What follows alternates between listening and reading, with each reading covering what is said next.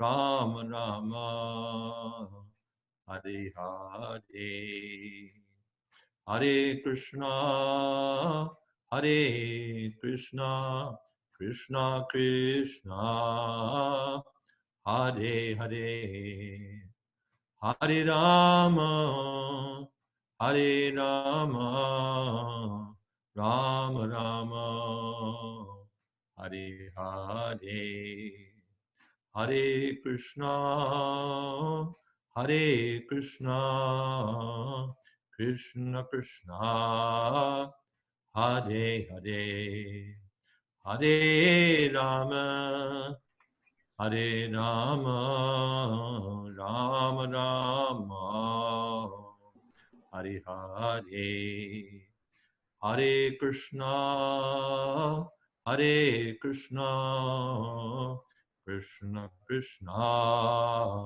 Hare Hare, Hare Rama, Hare Rama, Rama Rama, Hare Hare, Hare Krishna, Hare Krishna, Krishna Krishna, Hare Hare, Hare Rama, Hare Rama, Rama Rama, Hare Hare.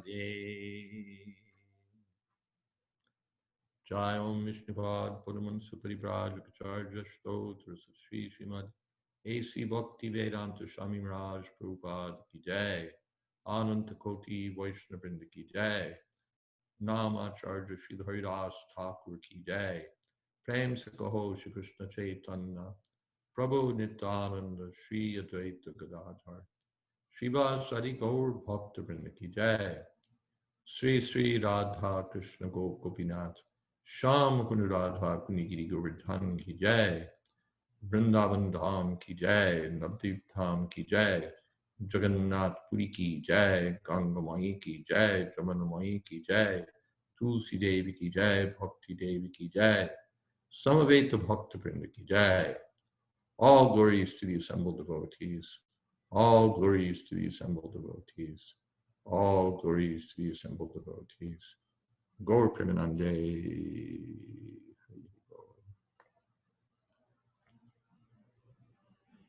Yes. My apologies for being in computer glitch land for the first few minutes of the seminar today. It was showing me as being there, but we weren't really there. So now we're good to go. The Namo Vishnupadaya Krishna Preshtaya Bhutale Srimate Bhakti Vedanta Swamini Namini Namaste Saraswati Devi Gauravani Pracharane Nirvishesha Shunyavadi Pashchate Satane Shri Krishna Chaitanya Prabhu Nityananda Shri Advaita Gadadhar Shiva Shri Gaur Bhaktivinoda Hare Krishna Hare Krishna Krishna Krishna Hare Hare Hare Rama Hare Rama Rama Rama Hare Hare. Jai. Jai. I'll read a little bit from Srila Prabhupada just to start us off. And I've also asked Vrindavan Chandra Prabhu if he'll share his experiences and thoughts with us today. So, from Srila Prabhupada, December 23rd, 1974, this is a letter. Dear Sri Srinivasan, please accept my greetings. I beg to acknowledge receipt of your letter dated 19/12/74 and have noted the contents. Your life will become perfect if you can engage yourself fully in the devotional service of Sri Krishna. As stated in your letter, now you are retired from your job and your daughters are getting married. This means that your grihastha life is almost finished. Therefore, according to Varnashram Dharma, you should spend the rest of your life simply engaged in the devotional service of the Lord. It has been the ancient custom that the man in the later years of his life, usually after the age of 50, prepares to leave home and takes the order of Vanaprastha, taking pilgrimages to different holy lands. Then, eventually, he may take sannyas, the renounced order of life, with no connection with family whatsoever. This is actually necessary, as it is recommended by Sri Krishna himself. So you have asked my advice, and I think the best thing for you is to either go to our Vrindavan center, or our Mayapur center, or our Bombay center, and live there for the rest of your life, chanting Hare Krishna, feeling the bliss of being fully engaged in the service of Sri Krishna. By association of devotees and eating Krishna prasadam, constantly engaged in the service of the Lord, you will become purified from all unwanted things, and it will be very easy for you to absorb yourself in thoughts of the Supreme Lord only. Then, when it comes time to leave your body at the end of life, you will go to Krishna. You will not have to take another birth in this material world, but you will go to the spiritual world, the Vaikuntha world. I was also Grihastha, but now I am sannyasi. As Grihastha, I was thinking it would be very difficult to leave my householder life and take up preaching full time. But actually, it has become very easy by the grace of Sri Krishna. Now there are no difficulties. So I recommend that you also take up this life. Now that your household duties are more or less finished, I think this is your best alternative. All great previous personalities, such as Arjuna and the Pandava brothers, Maharaj Rishabdev, King Bharat, so many great kings and great saintly persons, all finished the last part of their lives living as mendicants, sannyasis. Therefore, following in the footsteps of the authorities, we should understand the Supreme Lord, Sri Krishna. If there are any difficulties concerning my request to you to leave your home, then if you like, you can write me for further advice, and it will be my duty to serve you in this way. I hope this meets you in good health. Your ever well-wisher, A.C. Bhaktivedanta Swami. So there's a clear statement, of Srila Prabhupada's advice to a person eligible for retirement. I'm just going to close my door here, excuse me.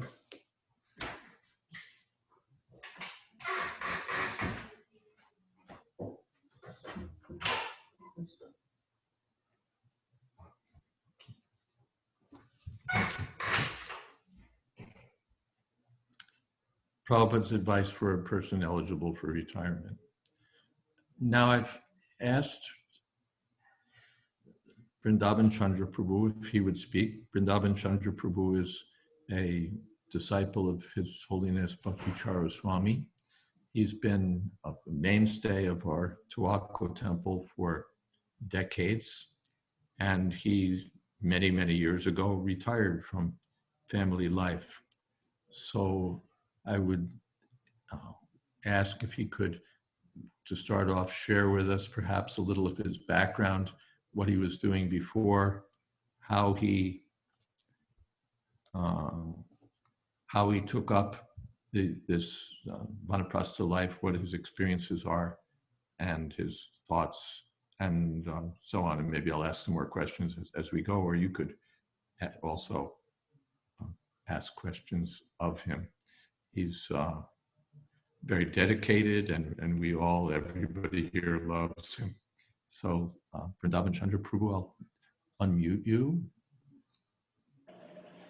And there you are. Hare Krishna. You can hear me? Yes. Yes, sir. Namo Vishnu Padaya Krishna Prasthaya Bhutale Srimati Bhakti Charu Swami Niti Namini. Namo Vishnu Padaya Krishna Prasthaya Bhutale Srimati Bhakti Vedanta Swami Niti Namini. Namaste Saraswati Devi Gauravani Acharya Nirvishesha Sunyavadi Paschatya Desa Tarini. Jai Sri Krishna Chaitanya Prabhu Nityananda Sri Advaita Gadadhar Sri Vasadi Gaura Bhaktavinda. Hare Krishna Krishna Krishna Hare Hare Hare Ram Ram Ram Hare Hare. For the Vanaprastha life, I will describe something what I was doing and how did I come to this decision. This temple, this temple was started by not Vishnu Kada Prabhu, somebody else, but Vishnu Kada Prabhu was the president, and that was in 1981. I was living very close by this temple in Lincoln Park, which is not far away from this place, about 10-15 minutes drive from this place. And at that point, Vishnu Kada Prabhu used to know me very well, and he used to come to my home to do some cooking in the beginning because there was no facility in this place to do anything. He used to come to my home to cook something, and that is how we became very close to each other. And then I saw him in the temple, and then I decided when will I move to this temple and do something like that. That was my thought at that point only. Long before that, I met Srila Prabhupada in 1972 on Henry Street, Brooklyn, when I was visiting the temple with my friend, and he asked me to come upstairs and see him. So Bhavan Prabhu was the president at that time, and he forced me to go there. Prabhupada never calls anybody to see him. You are very lucky that he is calling you to see him upstairs. So I went upstairs. I bowed down to him, and then he asked me some formal questions. What am I doing here? I asked him, I am doing some research work on separation of proteins. So he said, you should do the research work on Krishna. Why do you want to do this thing? He advised me to do something for Krishna. And then I said, okay. Then he asked me my background, where do I come from, what. And at the same time, after some time, Prabhupada was visiting India, and he was in Surat, where he was given a very wonderful reception by the mayor of the Surat. And then he decided to visit some nearby towns. And he decided to visit 2 towns nearby. So he went to those 2 towns. And luckily, one of the towns where my wife Jasumati was staying there. And Jasumati was able to see him at that point in that town. That's the short description of my wife seeing him first time. I met him there in Brooklyn Temple. Then later on, after 1 year almost, I became a life member. And Gopal Krishna Maharaj, that was, at that time was Gopal Krishna.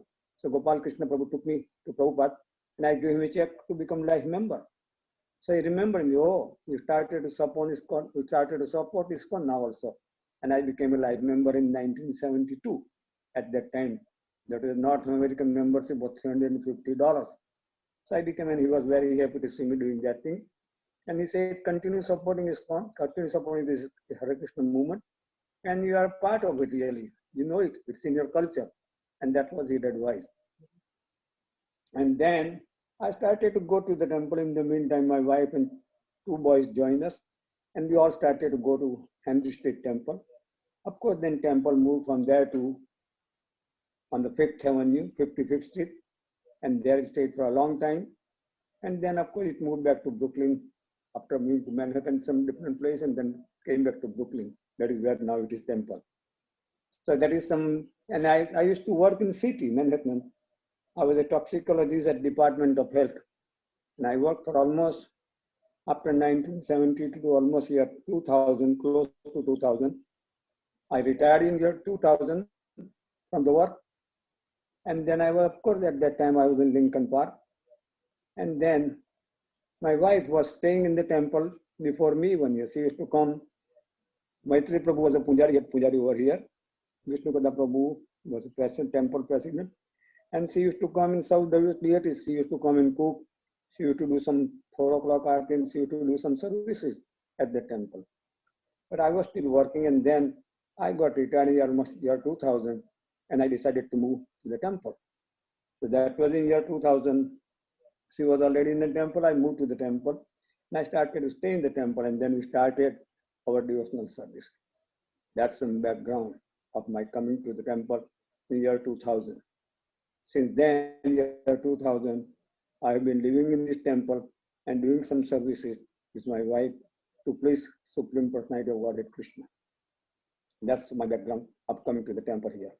Now coming to the part of this Vanaprastha, Srila Prabhupada in Srimad Bhagavatam, the story of King Vana mentioned about something about this Vanaprastha life. He's mentioning Brahmacharis, Grastas, Vanaprasthas and Sannyasis. He's describing about that in story of King Vana, and he's telling that Brahmacharis must perform sacrifices, Grastas must do charity, Vanaprasthas and Sannyasis must have penance and austerity.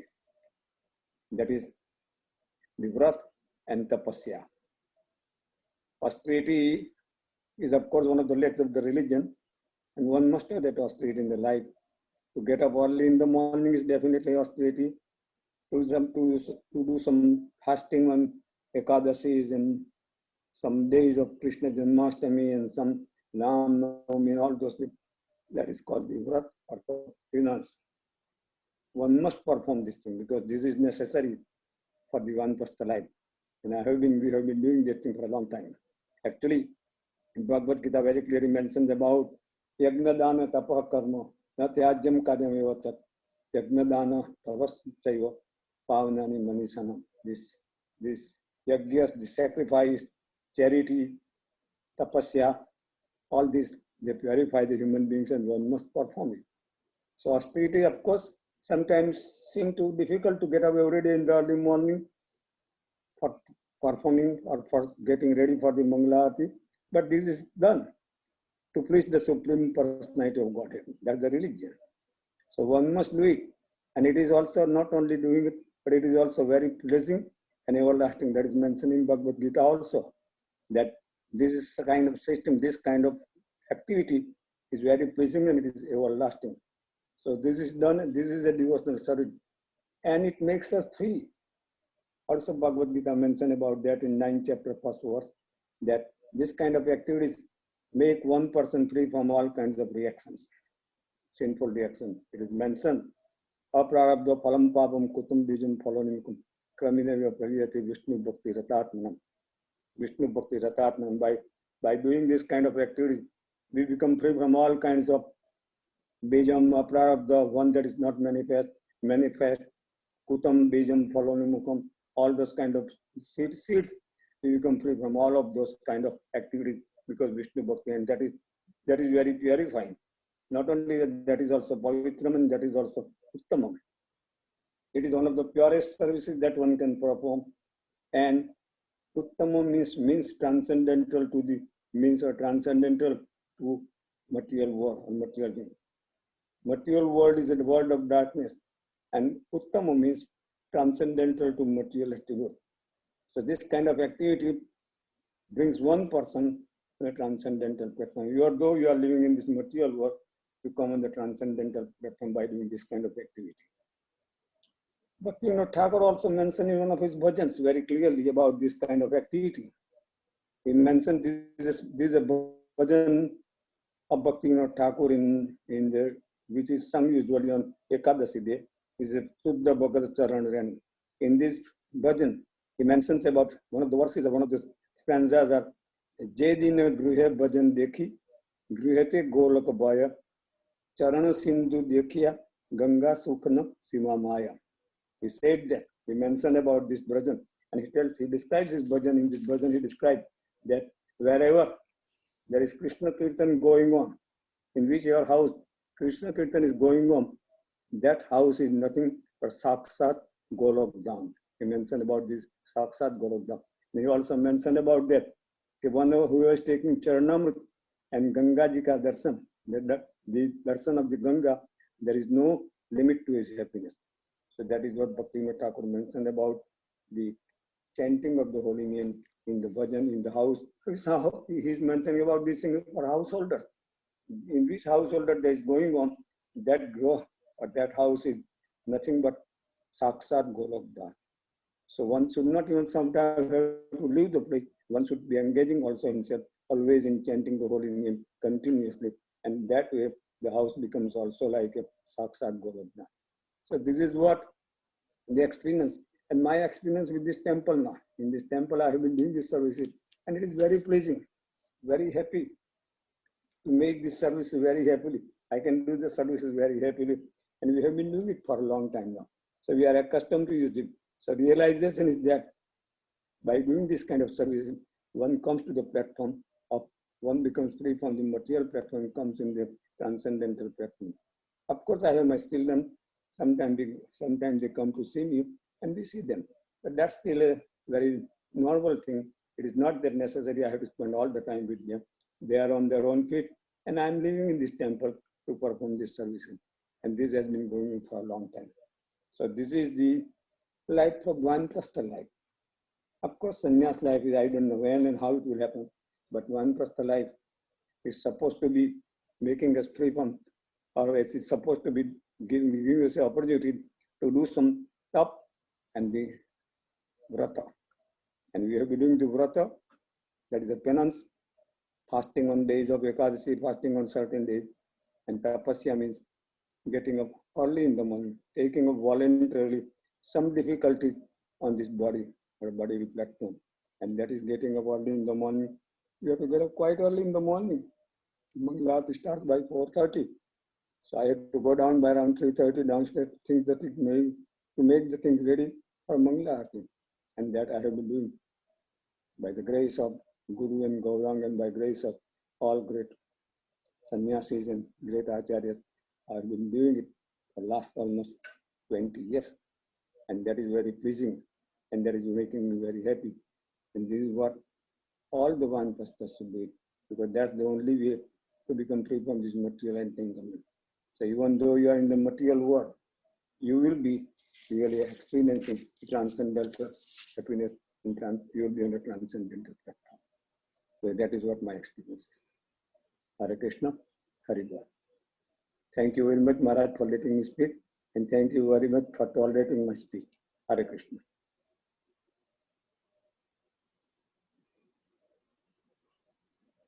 We cannot hear you, Maharaj.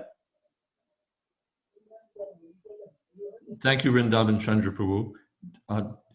Did you have any doubts about moving to the temple? Were you thinking, should I, shouldn't I? No. I was thinking before moving to a temple when Vishnu Gada was here, I was thinking that why can I spend my time in the temple? That was my thought long before. That was my thought almost in 85, which I could not do it until almost year 2000. So you were looking forward to it? Yes, I was looking forward to it and I got the chance. Jai. Are there questions from other devotees here? Questions for Vrindavan Chandra Prabhu? Vrindavan Chandra Prabhu, my obeisances to you. Thank you so much for speaking to us. Thank you very much. My obeisance to you. Hare Krishna. Jai, Jai, Jai. I was wondering how your children reacted to your decision to devote your time to serving the deity full time in the temple. They used to come with me to the temple even on Henry Street. Both the boys were young at that time. They used to come in the Henry Street temple and they used to sit right in front of the deities. The temple room was small on Henry Street. They used to be sitting, both of them used to sit right in the front of the temple, in the front of the deities. And then they used to go to the temple. They used to come to the temple every Sunday. And then they became, when this temple was purchased and when the temple was purchased in Lake Huntington, they became the first people to get the award for their attending the camps, both of them, one after another. So they were already interested in that activity. They had no objection, but they were worried that how would you do everything there alone when you will not be helping? I said, no.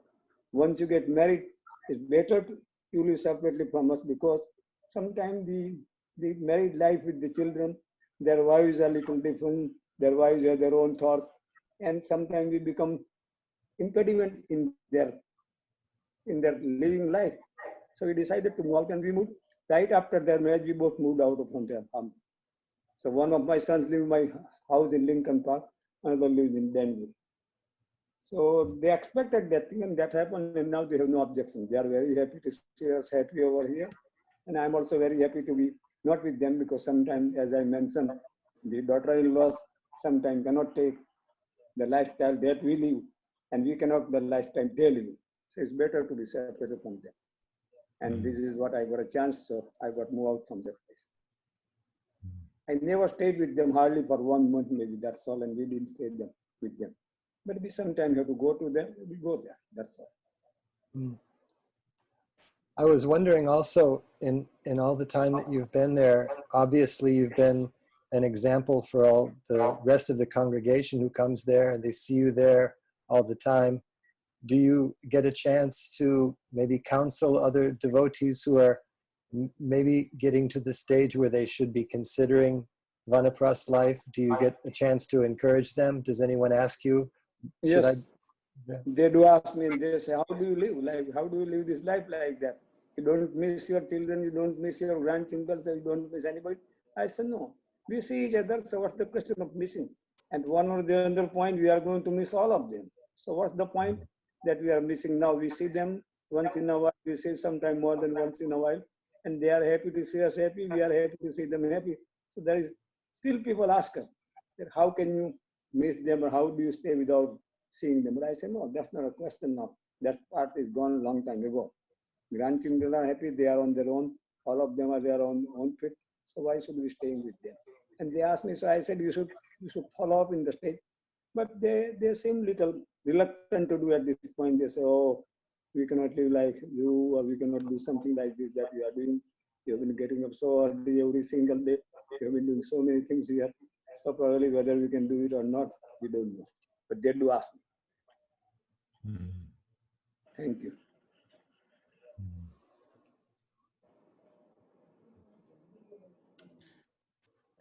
They're eligible, but not of an eligible age, but not ready to move. That's right. Yeah, they are eligible. Of course, they are, all of them are ready to. They have made their eligibilities, but they are not ready to take the action. You are lucky. You're detached. By your grace, Maharaj. No. You used to come.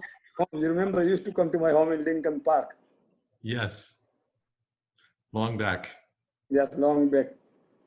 Sridhar Maharaj used to come. Sridhar used to come in Jersey City when I used to live in Jersey City. And other sannyasis, they will come to my home in Lincoln Park also. Adi Keshav Prabhu was a temple president at that time when the temple was purchased in 1981. And then one night he came from someplace, I don't know where. He came to my home, he knocked at my door and he said, Chandra, now we are moving very close to you. They didn't tell us that where they are moving, but they told me in Manhattan that we are moving very close to you, because they knew I live in Lincoln Park and he is from Montville Township, Adi Keshav Prabhu. So he knew that I am in Lincoln Park and he said, we are moving very close to you.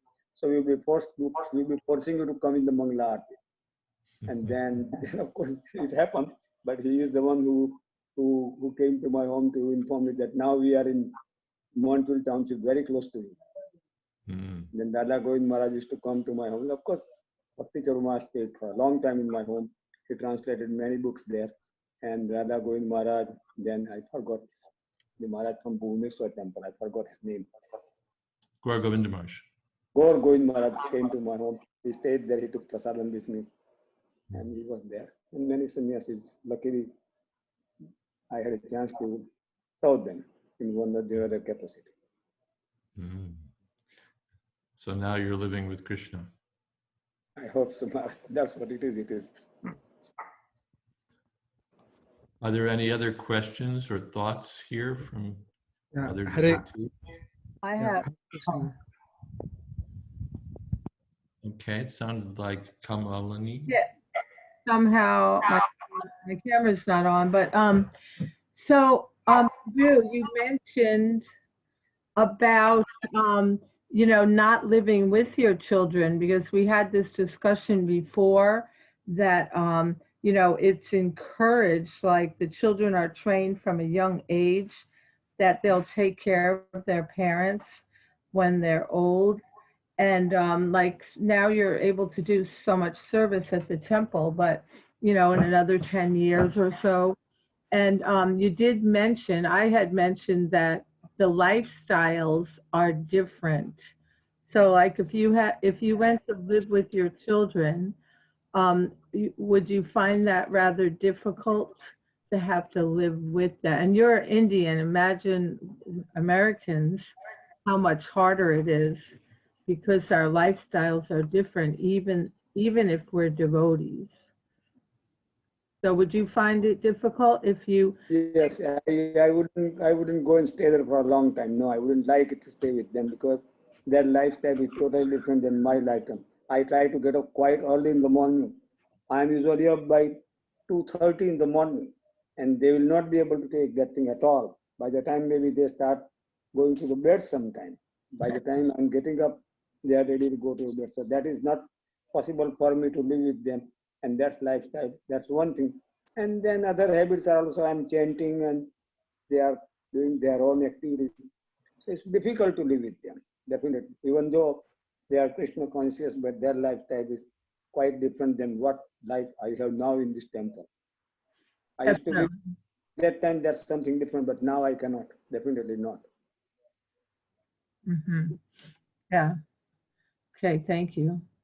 Thank you, Mataji. Hare Krishna. Yes. Vamshid Hari Prabhu. Yes. Hare Krishna Maharaj. Hare Krishna Prabhuji. Dandvat Pranam. Please accept my humble obeisances. So Prabhuji, like you mentioned that you were meditating or you are thinking from 85, like almost 15 years, what you're planning to do when you reach the Vanaprastha stage. So I just want to know like how important that is to have a successful Vanaprastha, like planning, thinking and meditating on it, like what you want to do once you reach that stage, because you may be ready, but if you don't have a place or you don't have a plan or if you don't have the association where you are going to spend your time during Vanaprastha, then it may become very difficult. And for you, it was maybe natural because you moved to the same place where you have been practicing Krishna consciousness.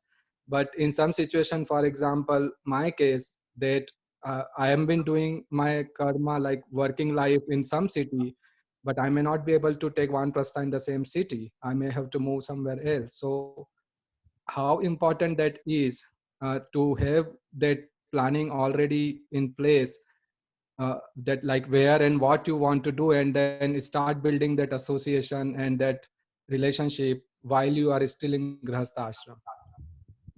Well, one thing is that if there is no possibility of moving to a close by temple, there is a good chance, or there is one thing what should be thinking of doing it, move to Vrindavan or Mayapur. There's plenty of places where you can go and live there and spend life there. And that's the only advice I can give you, because not many places temples are very close to each other. Here it was, I was lucky that temple was very close to my place and I was meditating on it. And actually my wife moved long before me to the temple. So she was ready, she was already prepared for that. And I just moved when I totally retired from my job. Still, sometime I used to work from this place also to go to work, because I had some extra work to do in New York City. So I used to go to work at my home department of health place. But if there is no possibility of close temple, then you should think of moving to the holy places like Vrindavan or whatever, or Mayapur, or wherever is some possibility. You can move there. You can plan for that thing, and then you can execute that plan slowly. Yeah. Thank you so much, Prabhuji, for your guidance. Thank you so much. Hare Krishna.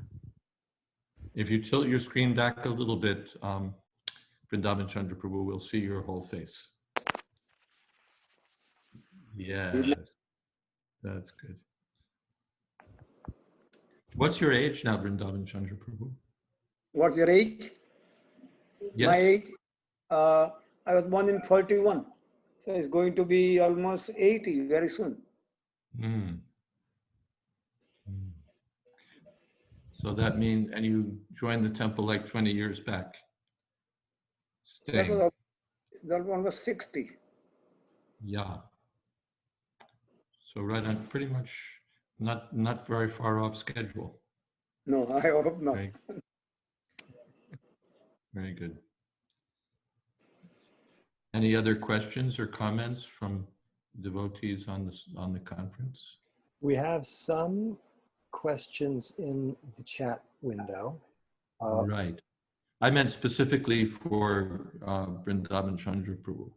My guess is that Lakshmana Prabhu Mataji, her question maybe was directly asked to Vrindavan Chandra Prabhu, and I took the liberty of translating it to English. Yeah, it doesn't seem to be a question. Recibe ayuda económica de los hijos y el templo los cubre. Me refiero también los gastos de salud.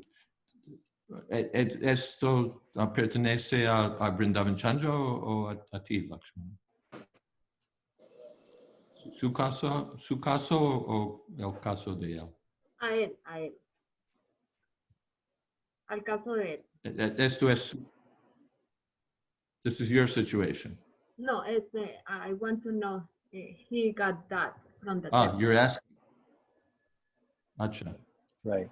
Do you receive financial support from your sons, Vrindavan Chandra Prabhu, or is the temple covering your expenses, or what's the situation here? She's asking. I have worked for New York City government, the city government of New York for a long time. So I have been getting my pension from them. And on the top of that, I have my social security funds coming. So I don't need any support either from my son, from the temple. We don't take anything from the temple, we just serve. And I don't actually need it also in one sense, because I have enough support coming from my own pension system and from my social security system. So I don't need that. You're covered. Yeah. I'm covered. And then on the contrary, I start to give some donation from my money that I get it to the temple and to different places. Okay, thank you so much. Are there other questions or comments?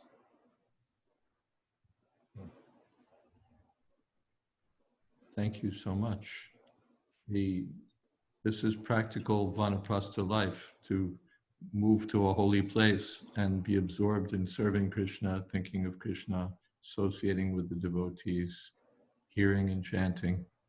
And it's so much better than being stuck in the family orbit where they have their own life and it's not the same as what we want to do, especially in our later years. We want to be absorbed in hearing, chanting, serving, and they have their other engagements. So it's very suitable. Good move. Thank you. Do you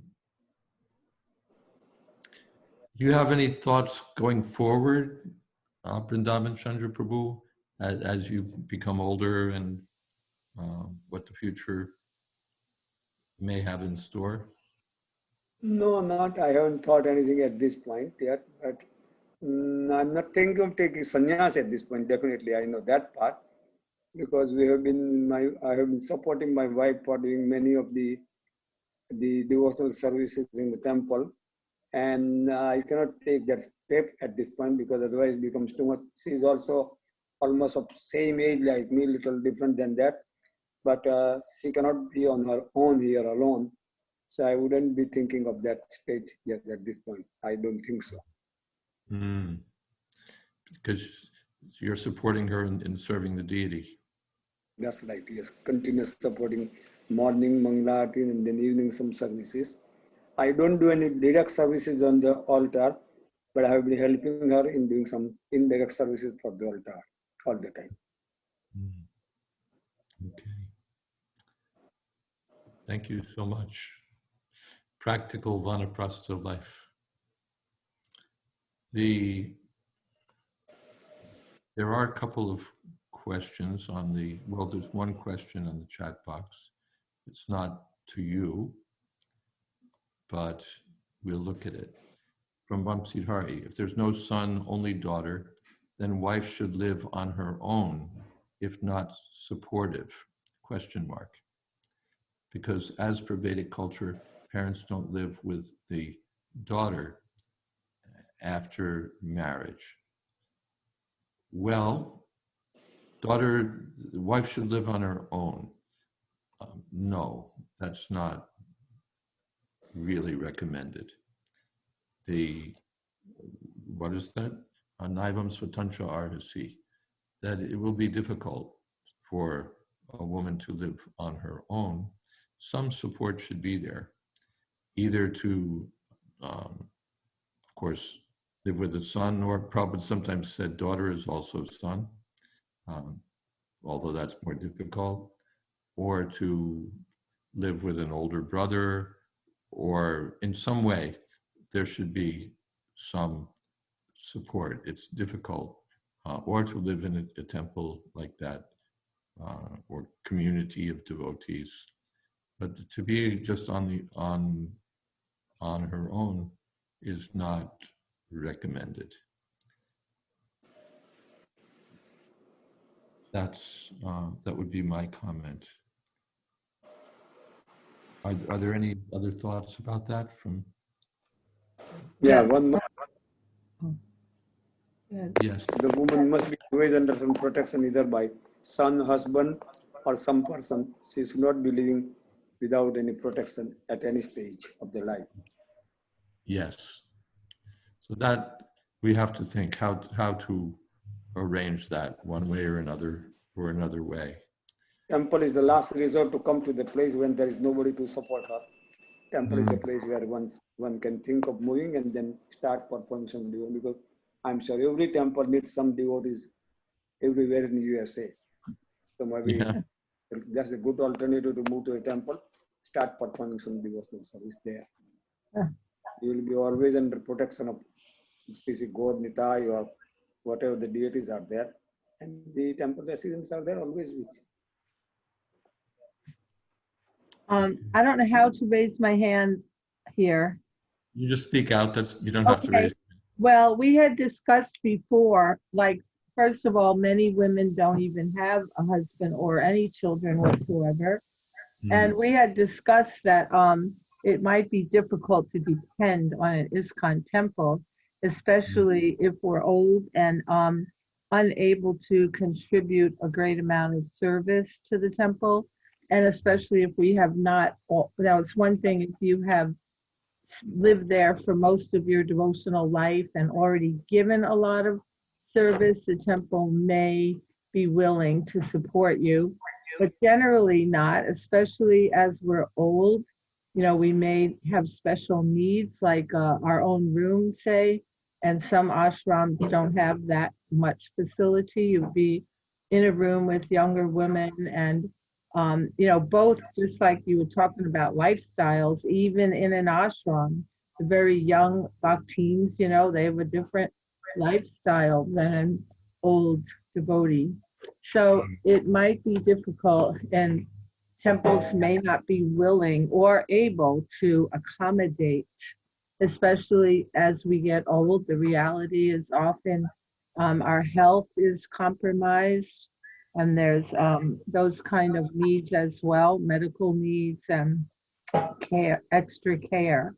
So, like you say, there's something. I did foresee perhaps, you know, if possible, like an older ladies ashram, and where maybe they, you know, rent an apartment, and if congregational members maybe chip in to pay the rent or something like that to accommodate. It's like, it's not very long before many of us will be old. You know, many are approaching 70 or are 70 now, and so it's a reality. Yeah, this is the right opportunity for charity for the grahastas to support the older people, and especially the older women. This is really the duty of the grahastas. We saw that Kolini Mataji, Sachi Sutta was taking care. She was living upstate, New York, and he was taking care of her to the end, seeing to her needs. Very nice. But not everyone has Sachi Sutta to look after them. So it's one of those items that need attention from the Hare Krishna movement, how to provide for its older members, and especially for the elderly women who've given their life in service. Charity, that they're the right, what is that? Desha Kalapatra, the place, the time, and the suitable person.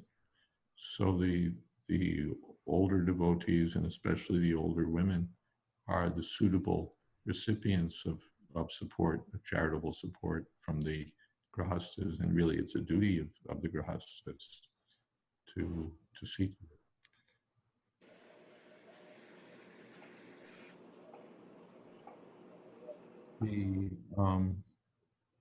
And of course this is an extended discussion. We've touched upon it a few times, and we'll come back to it again and again, I think, because it's a real concern how to see to the welfare of the older women, especially.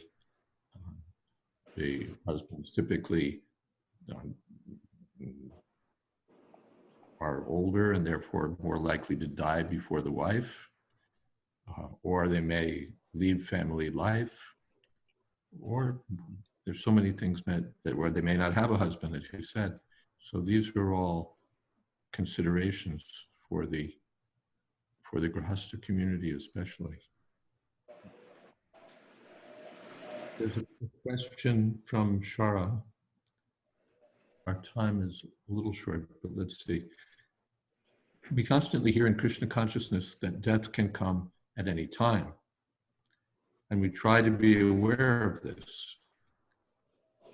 Does planning for Vanaprastha make us feel more secure that we will die a natural death? Or how do we stay aware of our mortality but plan for the future at the same time? Well,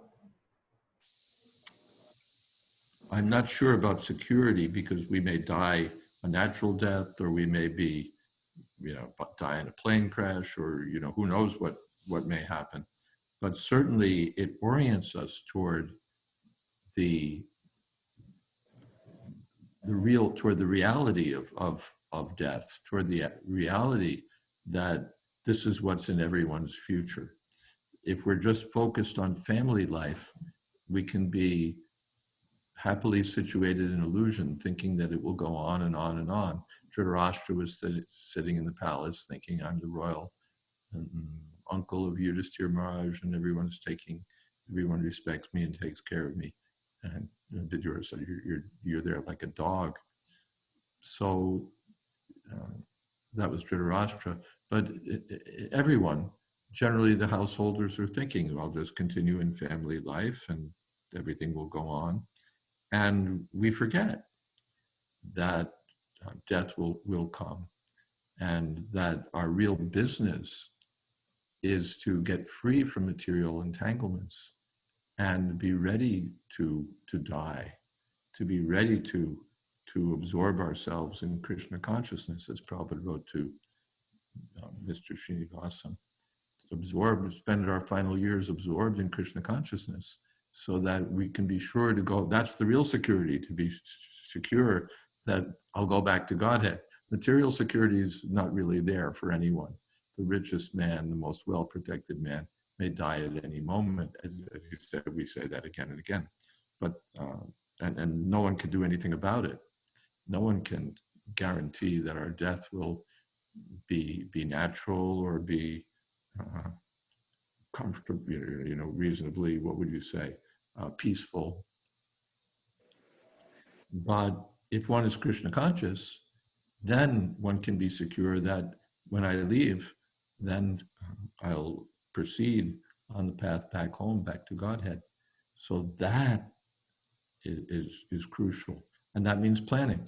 because like Vrindavan Chandra Prabhu, his own example, he was thinking about his future, thinking about what he would do when his sons were married and his job was over. He was looking forward to being in the temple and knowing that there would be austerities and difficulty, but looking forward to being able to serve. So because the plan was there, the execution was relatively smooth, I think. That was a natural transition. I'm already thinking about going there, and when I'm released from my other duties, I can go. So that kind of planning, I would say is first of all wise and really we should say essential, that we should all be planning. Well, I'm only going to be in householder life temporarily. I'm only going to be in this world temporarily. So I have to make my plan for making the project of my life successful. Well, the time has come. We're at 7:58, and we want to leave a couple minutes so we can move over to the Tuako Sangha. My special thanks to Vrindavan Chandra Prabhu for sharing with us his experiences and his thoughts in practical Vanaprastha life. And we do invite others to share with us their thoughts. Maybe we've talked about inviting other Vanaprasthas, those who are or who are in touch with devotees who are leading essentially a Vanaprastha life, and would like to invite them to share with us their experiences, their thoughts. Please feel free to do that. I think you can coordinate with the Kendra and Tulsi Priya, who have some interest in filling up the guest list. All right, we'll stop here. Thank you all very much. All glories to Srila Prabhupada, all glories to the assembled devotees. We'll look forward to seeing you again next week. Hare Krishna. Hare Krishna. Hare Krishna. Hare Krishna. Thank you, Maharaj. Hare Krishna Maharaj. Hare Hare. Jai. Very well, Maharaj. Thank you. Thank you. Hare Krishna.